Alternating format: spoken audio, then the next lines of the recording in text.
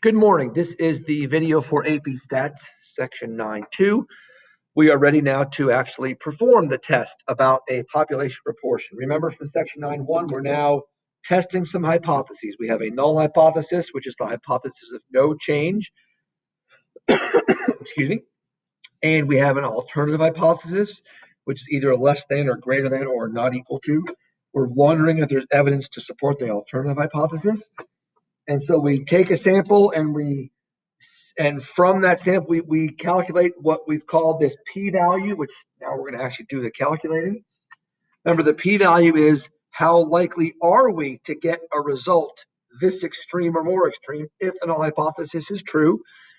And then based on that p-value, we make a decision.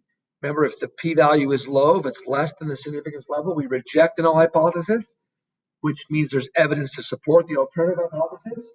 Or if p is not lower than the significance level, we fail to reject the null hypothesis, which means there is not evidence to support the alternative hypothesis. Okay, so we're going to do kind of a full example, and I'm going to show you the acronym. I told you there was going to be an acronym for this, just like you'll recall for confidence intervals, we had the PANIC acronym: parameter, assumptions, name, interval, conclusion.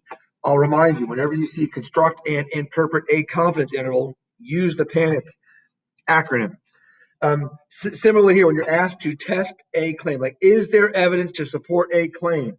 It might not say perform a significance test. It might, but it might just say, does there appear to be evidence to support somebody's claim? You need to know to use this acronym, and here it is. It is the word phantoms, Phantoms.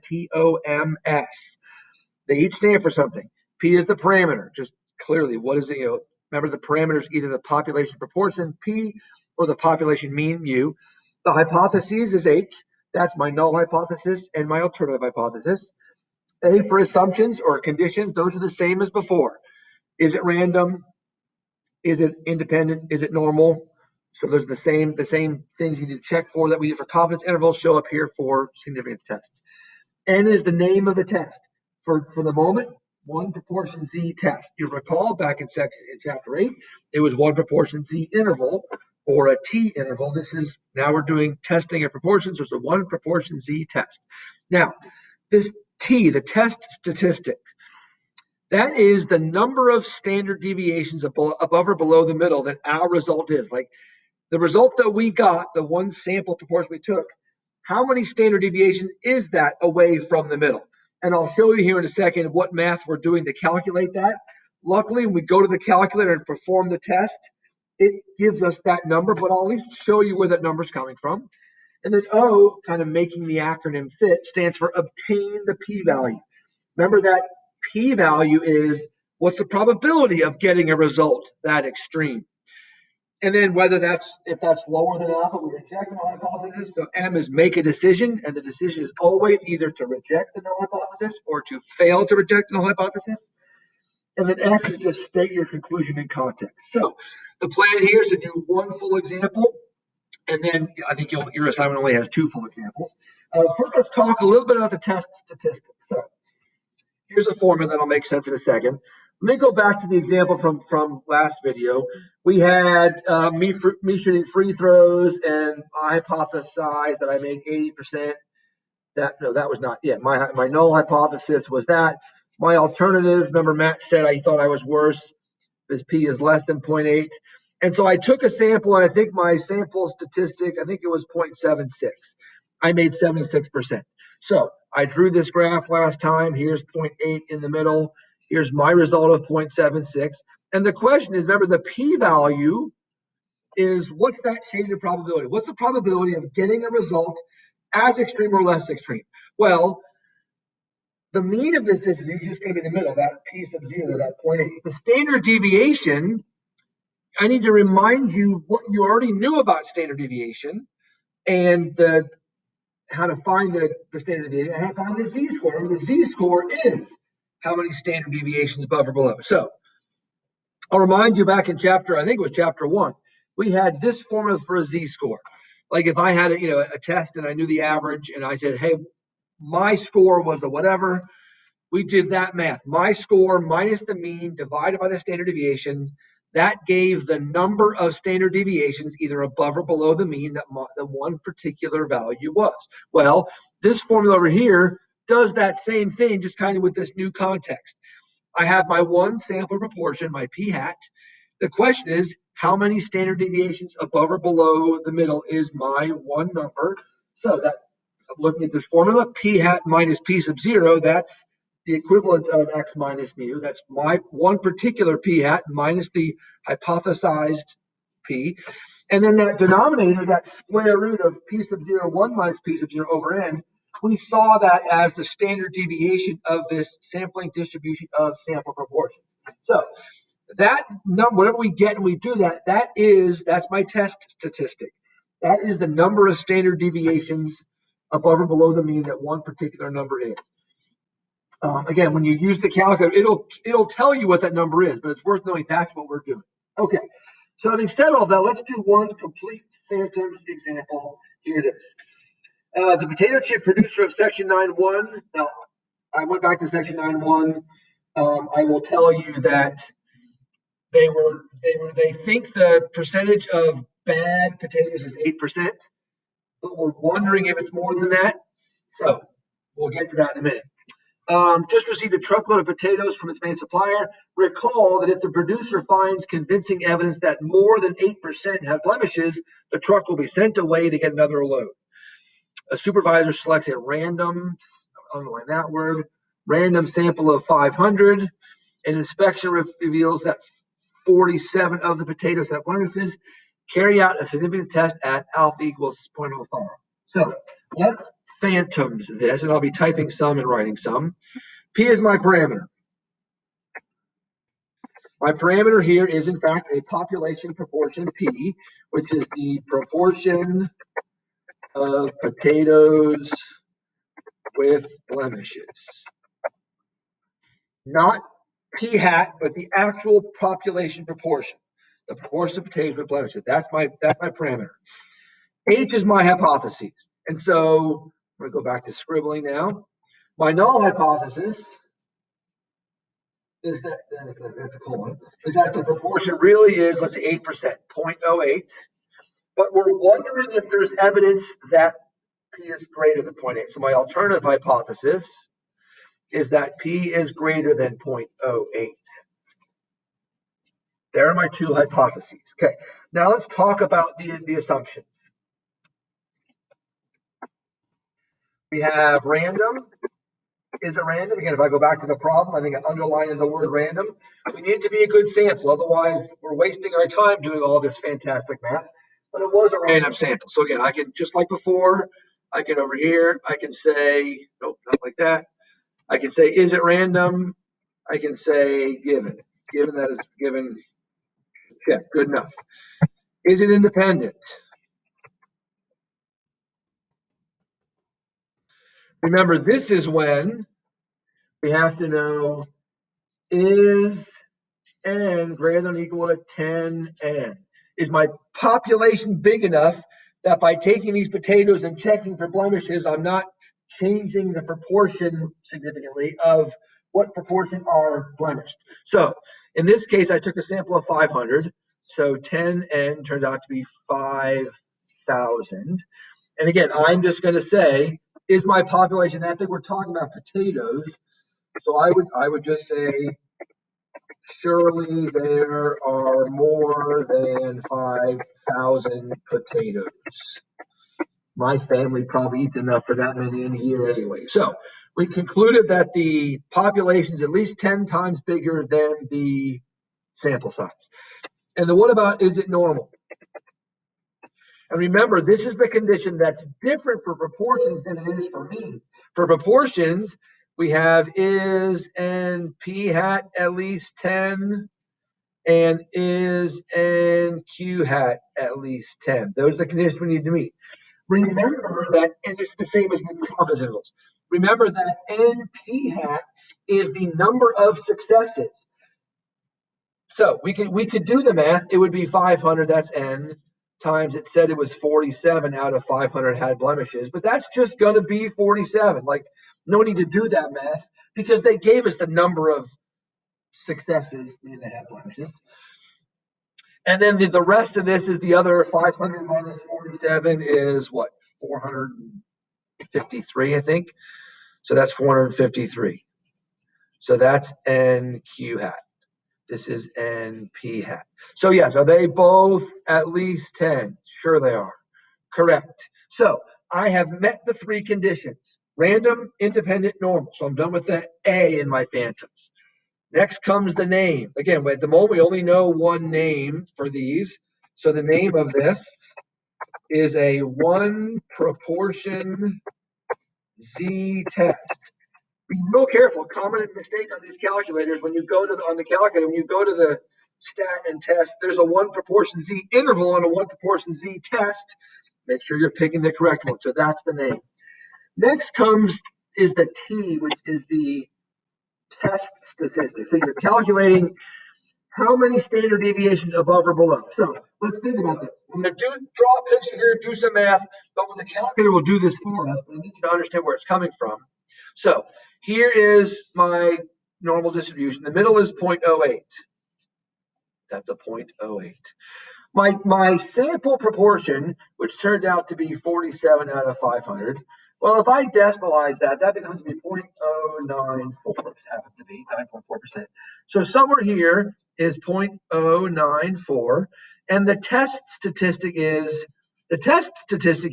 how many standard deviations above the mean is that particular value, and then the p-value is what's the probability of getting a value that extreme or more extreme. So this formula, I could do this. I'm not going to bother doing it, but it'd be my p hat 47 out of 500 minus my p0, which is 0.8, over the square root of 0.8 times 1 minus 0.8 over n, the square root of all that. So there's nothing wrong with doing all that. You wouldn't have to. I will tell you that in this case, it turns out to be, my c value turns out to be 1.15. And we'll see in a second in the calculator that'll confirm that. That means that my particular sample proportion, my 47 to 500, is 1.15 standard deviations above the mean. And then the p-value, which is, so my test value turns out to be z equals point, what did I say, 115? I forget what I said, 0.115. And the calculator will confirm that. And then my O, which is obtain my p-value. What's the probability of getting a value that extreme? Again, the calculator will give us the p-value in a minute. But if I want to know that probability, remember, this really is a normal CDF. Like I could normal CDF from point, what, 9? No, my number of standard deviations was, what, 1.15? Comma 9999 comma 0 comma 1. Like I standardized that. I just lost my calculator. So I am going to real quick here go to normal CDF 1.15 comma 9999 comma 0 comma 1. Turned out to be 0.125. That's my p-value. And again, both the test statistic Z and the p-value, those two numbers, the calculator will spit both of those out for us, but there they are. And I'll come back to using the calculator in a minute. Now let's finish phantoms Inc. Now let's make a decision. M is make a decision. If P is low, reject the hoe. Well, my p-value is 0.125 and my alpha is 0.05. So my p-value of 0.125, there's a 12.5% chance of getting a result as extreme as the one I got. Assuming 0.8 really is true, that's not low enough. So I'm going to reject the hoe. That's all you need to say for to make a decision. But now, to state the conclusion in context. This is one where you need to be real careful that you say enough. So this is kind of one of these cookie cutter things. So I'll set since P is less than alpha, I'll use lowercase a for alpha. I'll just write in like the symbol alpha. We reject the null hypothesis. There is significant evidence to support, and you can see it, to support the alternative hypothesis, but now you need to in context say what that is. which is that P is greater than 0.8, where P is the proportion of potatoes with blemishes. So we have shown significant, I didn't, see, I just made the wrong conclusion. I was working too fast. All that was wrong. And hopefully you were watching that, and I accidentally gave a good example. P is not less than alpha. We said P was 0.125. So I can either say not less than, I'll say since P is not less than alpha, that was almost a bad mistake. We fail to reject the null hypothesis. There is not significant evidence to support the alternative hypothesis, which is that P is greater than 0.8, where P is a proportion of percentage of blemish. Okay, sorry about that. I was thinking oftentimes that the P is low, so we reject the HO. This one, the P value was 0.125. So you kind of maybe ironically saw both ways what this conclusion might look like. If P is less than alpha, we reject the HO, which means there is evidence to support the alternative hypothesis. In this case, since P is not less than alpha, we fail to reject the hypothesis. We haven't proven, don't tell me you're accepting that P is 0.8. We're not sure. There just wasn't enough evidence from this sample to reject it. Okay. So there's your example of phantoms. And the last thing I want to do is just show you how to use the calculator to get that test statistic and the p-value. So on your T83, you're going to go to stat. You're going to go over to where it says test, which is where you went for hypothesis testing. But now for this one, you want a one proportion Z test. One proportion Z test. And it will ask for several things. It'll ask for P0. That's my null hypothesis. I was typing 0.8. I'm going to do that in my calculator, 0.8. It asks for X, which is how many of the sample were blemished. That was 47 in this case. It's going to ask for N, which is my sample size, which is 500.